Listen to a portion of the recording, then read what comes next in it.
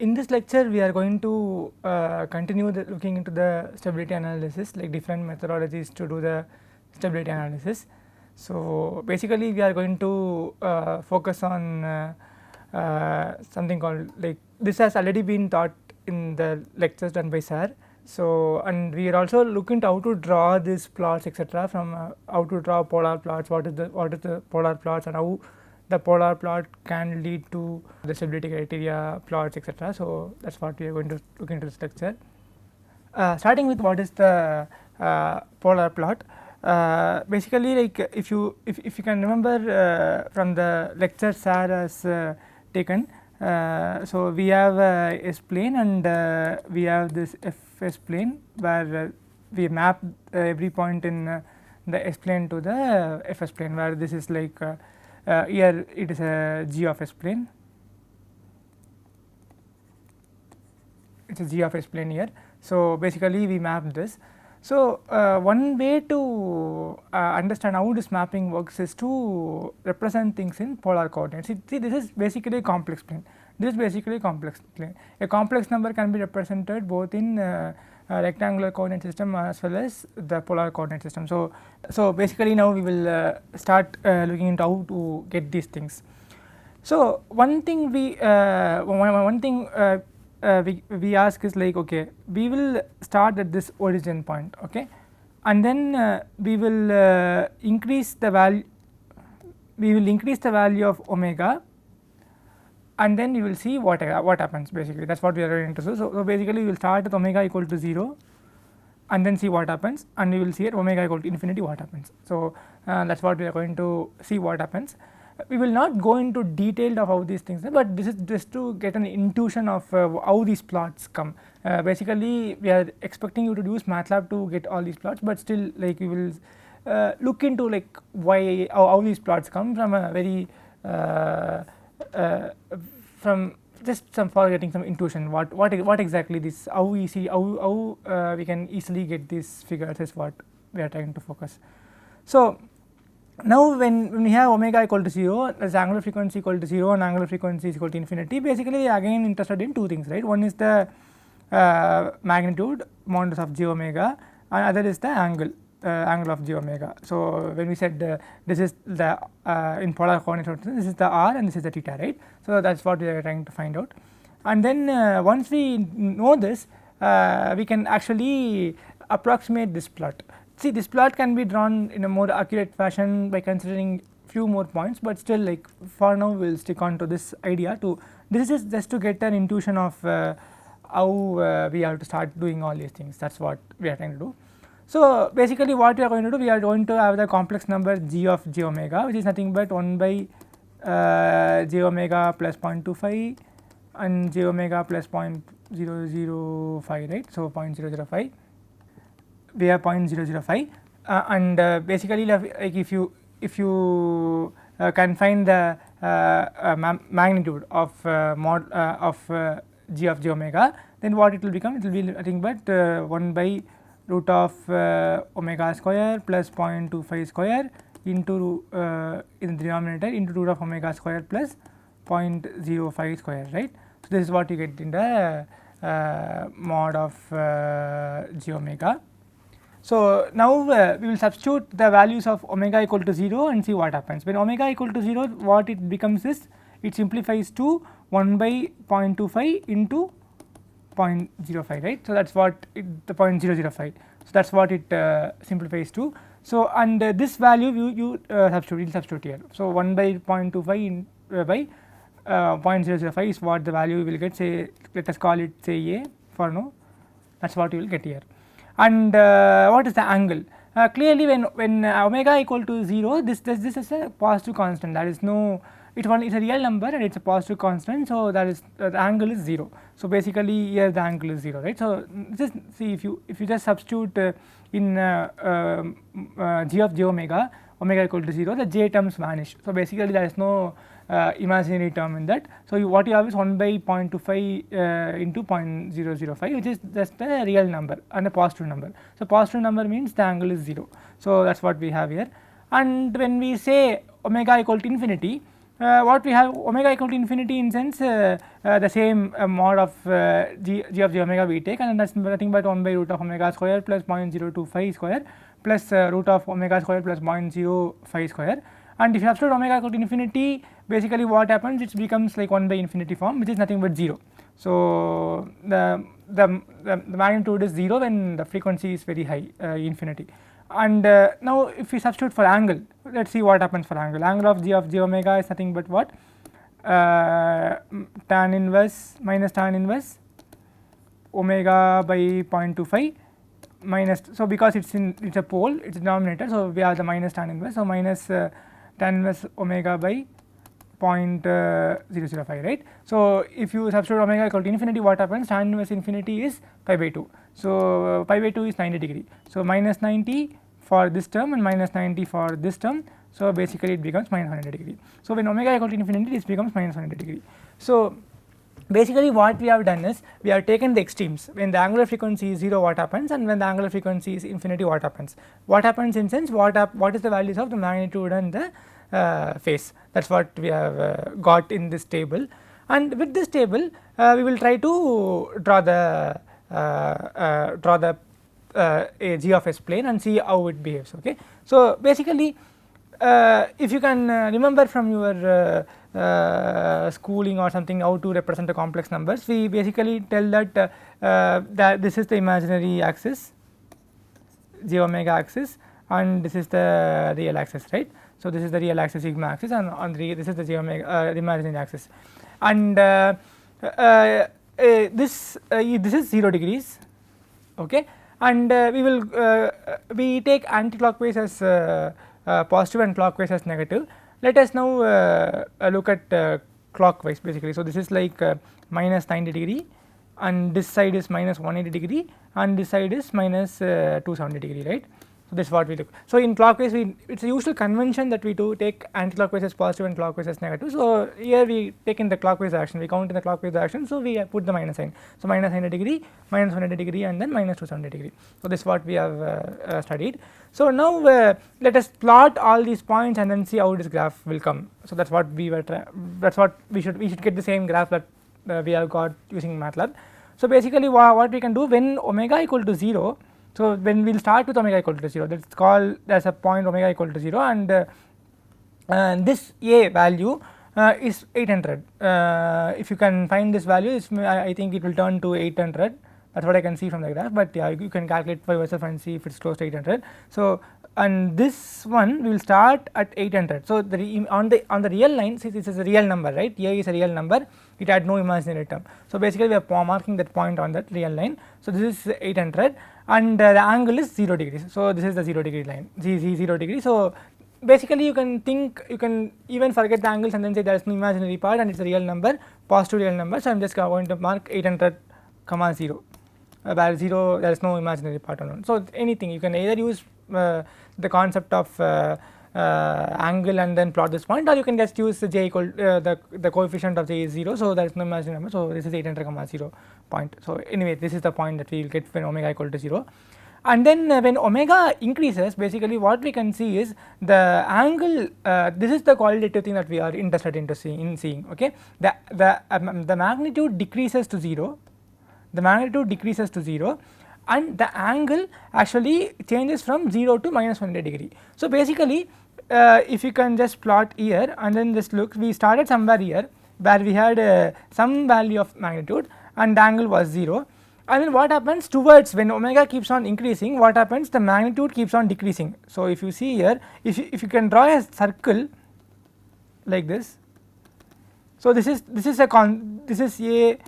this is a, everywhere the circle is of the same radius, right. But what happens as when omega increases, at omega equal to infinity it is 0. So basically when omega increases, this should decrease.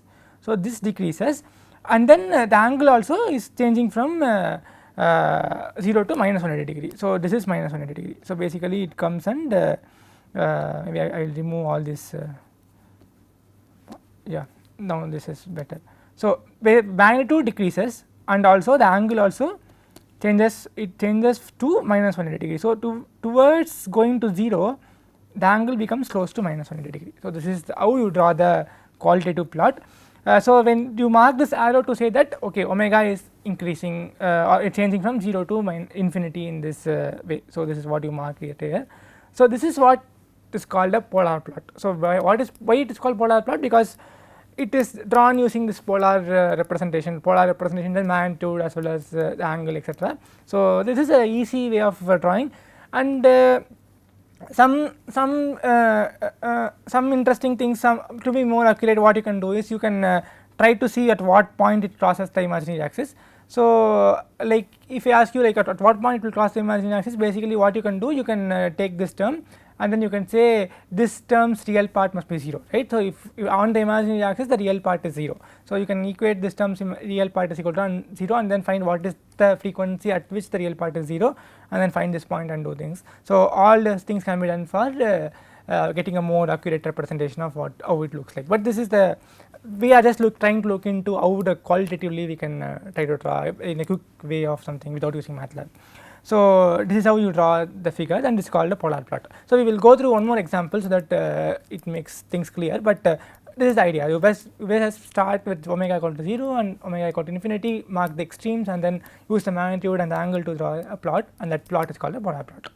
Okay. So yeah, and so what this polar plot actually but we when we okay, I'm still not going into detail of this, but I will just tell you for the sake of intuition. So when we take from the S plane to the g of S plane, so what this polar plot says is when I change the omega from 0 to infinity is what it says, right. So now can I go around like this when I change the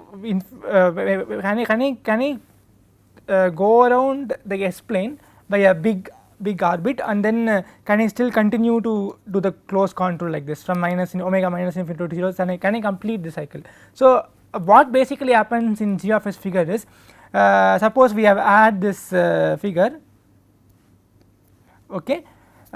What basically will happen is this for the portion that is like for the completion of this, what happens is basically this becomes the mirror image of that. So yeah, this has to be the mirror image of it, yeah. So this will become the mirror image of it. So basically you can intuitively feel like okay, this and this line or this is just a minus, like 0 to infinity omega changes, and this is minus infinity to 0 omega changes. So basically the angle alone changes for every omega, and then this at r equal to, this is like an infinite radius when you are actually covering the entire S plane, when you go via infinite radius, and that actually boils down to a point here. So we let us not go into detail, but what you need to take from this slide is like okay, I have drawn the polar plot. If you want to extend it for 0, not only to 0 to infinity but also from the entire S plane, if you want to go in a contour in a clockwise direction and then come back, the Nyquist plot, what happens basically is it is the polar plot with its mirror image. So that is the thing that you have to remember, it is a polar plot with the mirror image. So you draw the polar plot and draw the mirror image of it, and what you get is the Nyquist diagram. Okay, that is something that you have to take care of it, and you can just substitute and see if you are really interested, curious to know like what exactly happens, how this became the mirror image. It's not a very tedious calculation except things, but you can just go and see like this. You take a infinite radius in the S plane, and what happens when you take an infinite radius that boils down to a point or something. So that's what you will get it. So and okay, when we did this border plot etc., like we were talking about this gain margin, phase margin etc., right. So interest might be like okay, from this polar plot or from this Nyquist diagram I still should be able to have a way to figure out what is this gain margin, what is this phase margin etc. So if you but the thing is like it's very simple, like the same concept, the same ideas that we are using in border plot, the same thing we are going to apply here. So if you can recollect what exactly we said when about the gain margin and phase margin in border plot, what we said was we had a magnitude plot and we had the angle plot, and then we said that the angle was decreasing and then the magnitude was also decreasing, and at the angle of minus 180 degree is when we get the critical frequency, because that is the thing then when we get the in phase sine waves, all those things. So, basically that is the critical frequency we get. So, this is the omega c, and we actually mark we actually see what is the amplitude of, what is the magnitude of g of j omega at that point, and we said if this amplitude was, say, some m value, what is the multiplicative gain, that is m into, say, k, what is the multiplicative gain k that we can have, so that the multiplying it will become 1. So, k is nothing but 1 by m, so that is what we add as the multiplicative gain margin, or in decibels what we said, what is the additional decibels, or because when you take the log of it, it becomes like addition. So, 20 log m to the base 10 plus 20 log k becomes 0, because log of 1 is 0. So, then we say, okay, if I know this m value, what is the gain value, what is the decibels, that is what we have to add, so that we get 0 here. So, that is what we say the gain margin in decibels. This is the gain margin in decibels, and this is the gain margin in multiplicative form. Okay. So, and again, like, but still the idea was the minus 180 degree, right, minus 180 degree, what was the frequency at minus 180 degree, and what was the magnitude at that frequency, at the critical frequency, that frequency at which the phase was minus 180 degree is called the critical frequency. So, at that what was the magnitude, that is what relates to the gain margin. So, same concept we apply here. So, when we said this is the minus 180 degree, you just need a polar plot for finding this gain margin and phase margin. So, that mirror image is not really required for this. So, but anyway, like we have mirror image, let us just forget for that for now. So, this is the real axis and this is the imaginary axis. So, and this is the polar plot, the bottom one is the polar plot. So, this is omega equal to 0 and this is the omega equal to infinity point. So, this is the omega infinity point. So, basically what happens, you draw a circle of radius 1, okay, that is first thing you do, and the next thing what you can do is like here at minus 180 degree. So, at minus 180 degree what was the gain?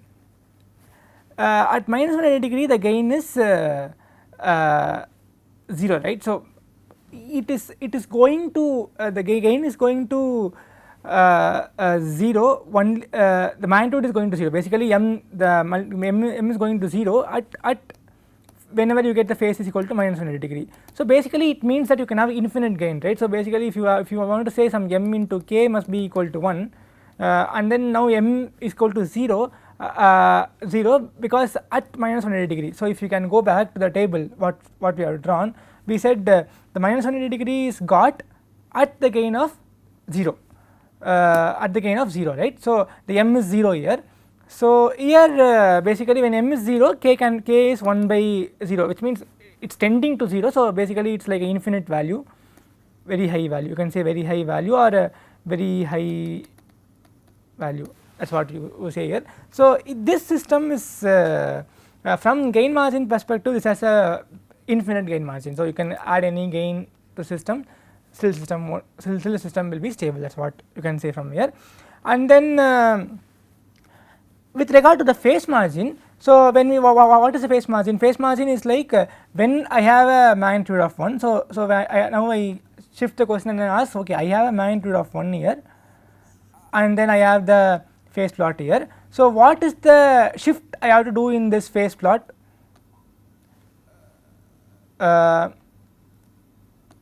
Okay.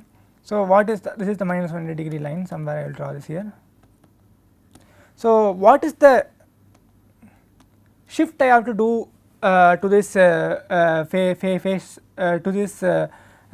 plot? So, that I shift like this, by what angle it has to shift, so that this system will become unstable. So, which means that the angle at which m was 1 was equal to minus 180 degree, was minus 180 degree. So, that is what. So, at magnitude equal to 1, what is the angle I have to decrease, or what is the lag I have to introduce, so that my angle becomes minus 180 degree. So, that angle was called the phase margin, right. So, if you can remember phase margin, what is the angle that I have to add, so that my my final angle at the magnitude of 1 is becoming minus 180 degree. So that is what we set the phase margin. So the same thing what we can do is we can draw a a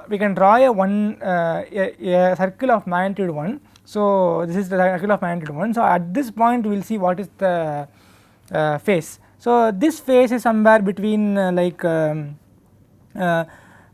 somewhere like this is 90 degrees. So and this is like little more than 90 degrees. So it is 14 degrees here. So we can add 104 degrees basically to we can add 104 degrees to where the system will be system will still be stable. Like to make it unstable we have to add 104 degrees. So that is what it says, the phase margin is 104. So that is how you calculate the phase margin. So to phase margin we again the same rule, we take the magnitude of 1, we fix the magnitude of 1 and then find the angle, and then we say by what angle we have to add so that the angle becomes minus 100 degree. So that is what, so here the angle is somewhat say minus here you take the what is the angle value, say theta, and then you say minus 100 degree minus this theta plus what angle you have to add so that this becomes minus 100 degree. So that is what you add and you find the value of angle here. So this is how you calculate the phase margin and gain margin from the polar plot or Nyquist plot. So that is what you got to remember.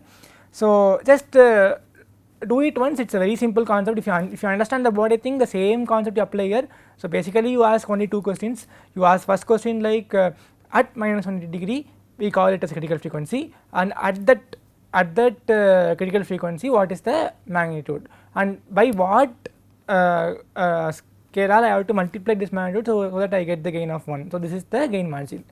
And what is the phase margin? We take the magnitude as 1 and then see what is the angle, and then we say by what angle we have to by what phase lag we have to introduce so that this becomes minus 180 degree. So that is the phase margin thing. So that's the same thing you do here.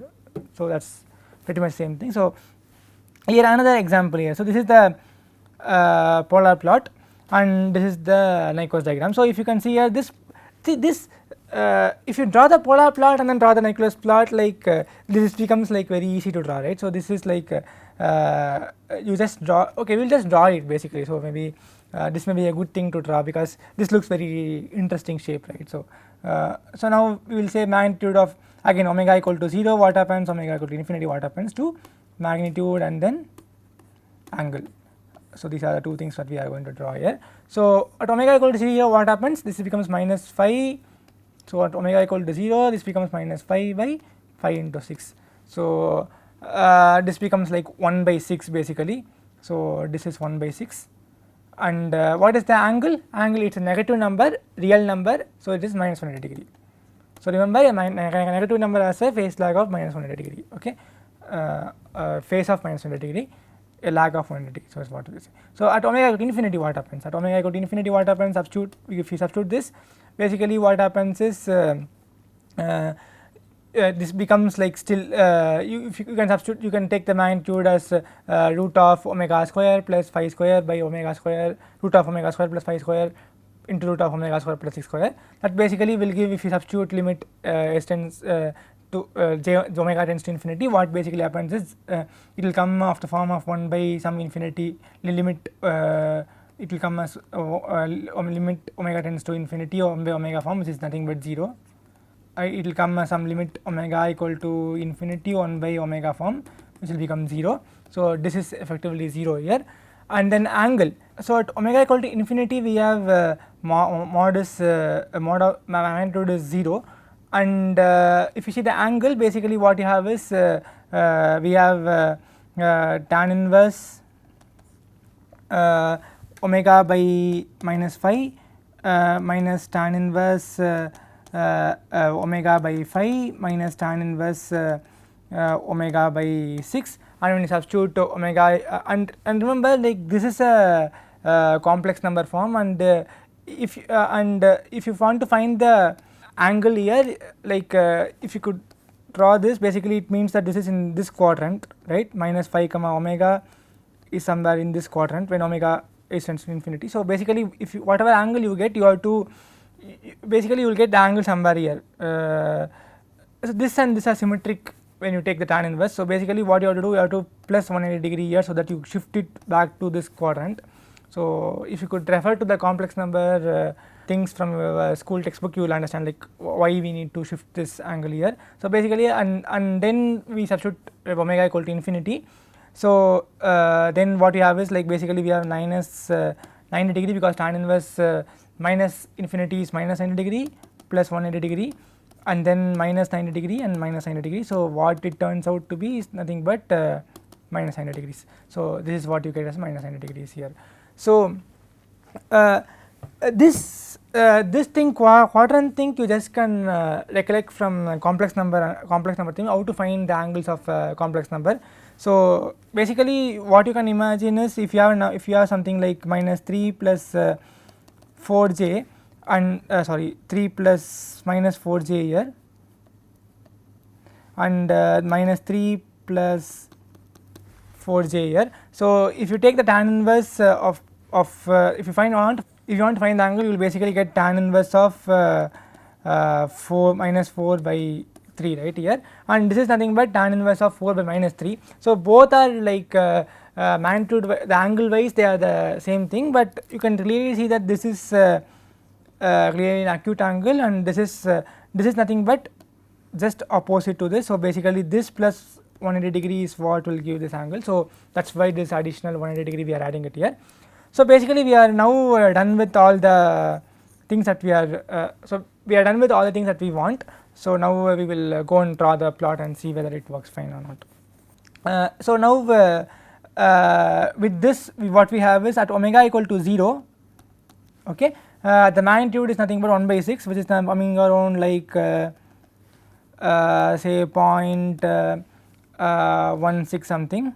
So this is what you have as a starting point, the amplitude here. So this is nothing but 1 by 6, okay. So and then what we have is like as and when omega increases. So when omega increases, what happens, the angle also increases from minus 180 degree to minus 90 degrees, and then the magnitude also keeps decrease. So here actually it is little more interesting, because you need to have more points here, because you have a 0 and 2 poles. So you need, if you take more points here, substitute more points like middle values of omega here, you can basically find that this graph shows that the amplitude is increasing at first and then it decreasing, and then it goes to minus 90 degrees. So at the end point you can see it is this minus 90 degrees. So basically what you have is this is what the polar plot you have, and then you take the mirror image of the polar plot, you will get the Nyquist plot. So that is what you are going to have it here. So in the previous lecture we asked this question like body plot was not able to capture whether this system is stable or not, but this system was really stable system, but body plot said this was having a negative gain margin, and hence it was probably we felt it was not stable, but still with experiments we found that we put a p controller and then we proved that it was a stable system. So then we now can run Nyquist plot, Nyquist stability criteria help us with this, okay. So that is what we are trying to ask the question. So now we draw the Nyquist diagram of the Nyquist diagram, similarly construct a polar plot and then construct the mirror image of the polar plot, so that you get the Nyquist diagram. And then what you need to do, basically you need to just find out some values, right. You have to first find number of clockwise encirclements about the point minus 1 comma 0, right. So this is the first thing that you have to find, and then like remember you are drawing the Nyquist plot for GC, which is like the open loop transfer function. So what we call this open loop transfer function is, if you have a loop like this, you have a G, you have a controller C, and then you have a process G, and then you have a feedback H. So this is what you have. So basically what you draw for which you draw the Nyquist plot is nothing but C into G into H. So this is the transfer function, say you call it some T. This is what you this is for this is what you will draw the Nyquist plot. This is all the open transfer function, but the closed loop transfer function is nothing but Cg by 1 plus Cgh. So this is the closed loop transfer function. So remember, this is open loop transfer function, this is a closed loop transfer function.